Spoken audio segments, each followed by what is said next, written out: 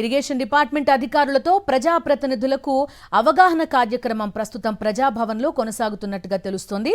మంత్రి ఉత్తమ్ కుమార్ రెడ్డి ఒక power point presentation ఇవ్వనున్నట్టుగా కూడా సమాచారం.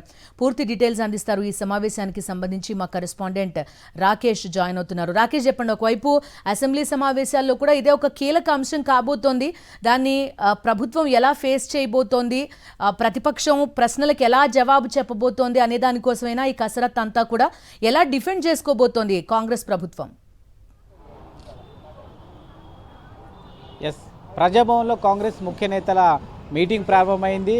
ఈ మీటింగ్కు సీఎం రేవంత్ రెడ్డితో పాటు పీసీసీ చీఫ్, అలాగే డిప్యూటీ సీఎం, మంత్రులు, ఎమ్మెల్యేలు, ఎంపీలు, కార్పొరేషన్ చైర్మన్లు, అలాగే డీసీసీ అధ్యక్షులు, మిగతా ముఖ్యమైన పార్టీకి సంబంధించిన విభాగాలకు సంబంధించిన నేతలందరూ కూడా అటెండ్ అయ్యారు. దాదాపుగా 350 మంది ఈ సమావేశానికి హాజరైనట్టుగా సమాచారం. ప్రస్తుతం Uttam Kumar Reddy power point presentation ఇస్తున్నారు. నీళ్లు నిజాలు అనే అంశంపైన పూర్తిస్థాయి దాదాపుగా గంటన్నర పాటు ఈ పవర్ పాయింట్ ప్రజెంటేషన్ ఉండనున్నట్టు సమాచారం. కృష్ణా అలాగే గోదావరి నదులకు సంబంధించి 2014 నుంచి ఇప్పటి వరకు గతంలో బీఆర్ఎస్ ప్రభుత్వం ఎలాంటి నిర్ణయాలు తీసుకుంది, కాంగ్రెస్ ప్రభుత్వం ఏ నిర్ణయాలు తీసుకుంది, నీటి వారాల కేటాయింపు ఏ విధంగా జరిగింది, ఎక్కడెక్కడ ఏ ప్రాజెక్టులు ఉన్నాయి, వాటికి నీటి కేటాయింపులు ఏ విధంగా జరిగాయి, ముఖ్యంగా తెలంగాణ ఏర్పడిన తర్వాత కృష్ణా నదిలో తెలంగాణకు ఏపీకి ఎంత వాటా కేటాయించారు, దాని విషయంలో ఢిల్లీ స్థాయిలో జరిగిన ఒప్పందాలు ఏంటి, అప్పుడు ప్రభుత్వాలు ఏ విధంగా వాదించాయి, ఈ అన్నిటిపైన కూడా అవగాహన కల్పిస్తున్నారు మంత్రి ఉత్తమ్ కుమార్ రెడ్డి.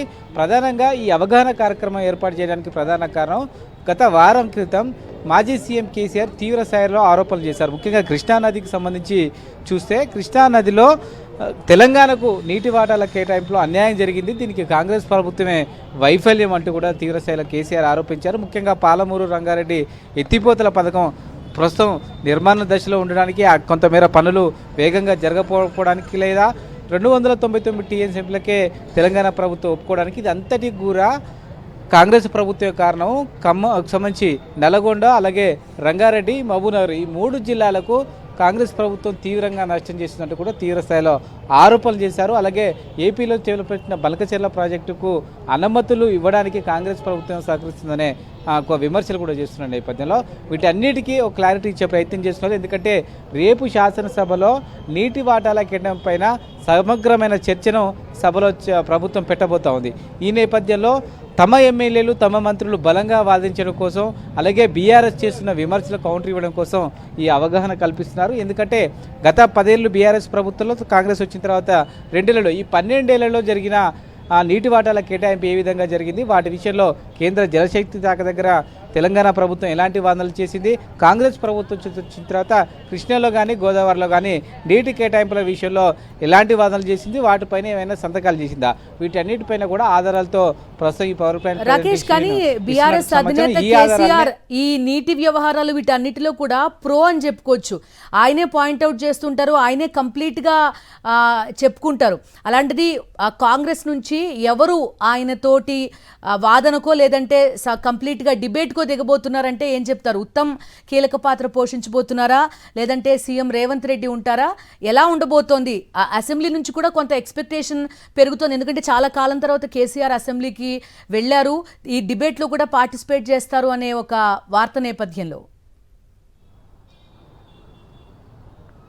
ఎస్, ఖచ్చితంగా ఆ ఇంట్రెస్టింగ్ ఒక ఉత్సాహం అయితే కనిపిస్తూ ఉంది. రేపు కనుక మాజీ సీఎం కేసీఆర్ సభకు కనుక హాజరైతే ఈ అంశం పైన మాట్లాడాల్సిన పరిస్థితిలో ఖచ్చితంగా సీఎం ఇందులో ఇన్వాల్వ్ అయ్యే అవకాశం ఖచ్చితంగా ఉంది. ఎందుకంటే ఒక మాజీ సీఎంని ఎదుర్కోవడానికి ఖచ్చితంగా సీఎం రంగంలోకి దిగాల్సిన పరిస్థితి ఏర్పడుతుంది. కాబట్టి ఈరోజు కూడా CM power point presentation Uttam Kumar Reddy అయిపోయిన తర్వాత పార్టీ ముఖ్య నేతలందరూ కూడా అవగాహన కల్పిస్తారు. ఏ అంశాలను ప్రధానంగా స్పెసిఫిక్గా సభలో మాట్లాడాలి, బీఆర్ఎస్ చేస్తున్న విమర్శలకు ఏ విధంగా కౌంటర్ చేయాలి దానిపైన కూడా ఆయన కూడా కొంత కసరత్తు చేసినట్టు సమాచారం. అంశాలన్నింటినీ కూడా ఇప్పుడు ఈ మీటింగ్ సందర్భంగా చెప్పబోతున్నారు. రేపు కనుక సభకు కేసీఆర్ వచ్చి ఇరిగేషన్ మీద మాట్లాడితే ఖచ్చితంగా ఉత్తమ్ కుమార్ రెడ్డితో పాటు సీఎం రేవంత్ రెడ్డి కూడా ఈ అంశాలను ఖచ్చితంగా ప్రస్తావించే అవకాశం ఉంది. మొదటి నుంచి కూడా సీఎం రేవంత్ రెడ్డి ఈ అంశాన్ని ప్రస్తావిస్తున్నారు. ఉమ్మడి ఆంధ్రప్రదేశ్ కంటే బీఆర్ఎస్ ప్రభుత్వంలోనే కృష్ణాలో కానీ గోదావరిలో కానీ తెలంగాణకు అన్యాయం జరిగింది. బీఆర్ఎస్ ప్రభుత్వము తెలంగాణకు అన్యాయం చేసినట్టు కూడా విమర్శలు చేస్తారు. దానికి సంబంధించిన జీవోలు కూడా మేము బయట పెడతామంటూ కూడా ఆరోపణలు చేస్తున్నారు. ఈ అంశాలన్నీ కూడా రేపు చర్చకు వచ్చే సందర్భంగా ఖచ్చితంగా డి అంటే డి అనే పరిస్థితి ఉండే అవకాశం ఉంటుంది. అయితే కేసీఆర్ సభకు వస్తాడా రారా అనేది మాత్రం ఇంకా స్పష్టత రావాల్సింది. ఒకవేళ కనుక ఆయన వస్తే ఖచ్చితంగా ఉత్తమ్ కుమార్ రెడ్డి మాట్లాడినప్పటికీ ఖచ్చితంగా సీఎం రేవంత్ రెడ్డి కూడా ఈ అంశాలపైన సమగ్రంగా మాట్లాడే అవకాశం అయితే ఉంది. Okay Rakesh, thank you. ఈ సమావేశం తర్వాత మంత్రి ఉత్తమ్ కుమార్ రెడ్డి మాట్లాడుతున్నారు, లైవ్ లో చూద్దాం.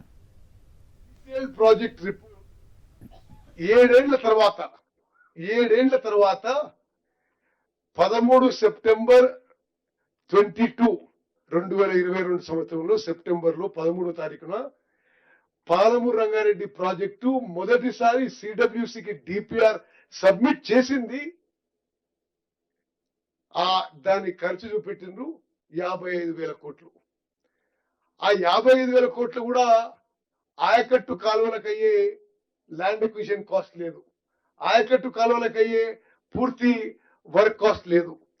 మరి వాళ్ళు ఈరోజు అంటున్నారు, మరి వాళ్ళు ఆ రోజు దిగిపోయినప్పుడే 27,000 కోట్లు ఖర్చు పెట్టి పాలమూరు రంగారెడ్డి ద్వారా ఒక్కెకరానికి కూడా ఆయకట్టుకి నీళ్ళు ఇవ్వలేదు. అదే విధంగా మరి మనం ఏదో పని చేయనట్టుగా ఆ రోజు కేసీఆర్ గారు కానీ తర్వాత హరీష్ రావు గారు మాట్లాడుతున్నారు. ఆ విషయానికి వస్తే మన ప్రభుత్వం వచ్చిన తర్వాత పాలమూరు రంగారెడ్డి ప్రాజెక్టుపై 7,000 కోట్లు ఖర్చు చేయడం జరిగింది. వాళ్ళు వదిలిపెట్టి